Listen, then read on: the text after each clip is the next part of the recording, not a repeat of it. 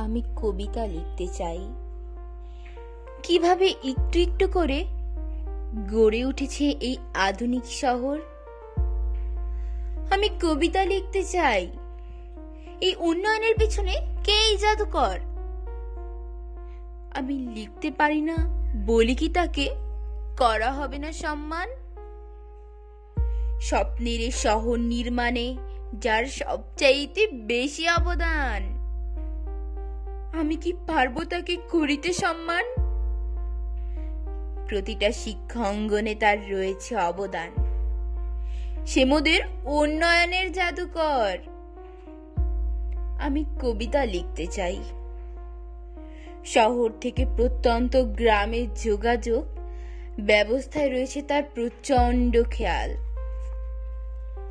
আমি একটা কবিতা লিখতে চাই মা ও শিশু স্বাস্থ্য সেবার জন্য, যিনি গড়ে তুলেছেন স্বাস্থ্য কমপ্লেক্স নির্মাণ। আমি কবিতা লিখতে চাই শিশু থেকে বৃদ্ধ সকলের মুখে শুনি নয়নের মণি তার নাম।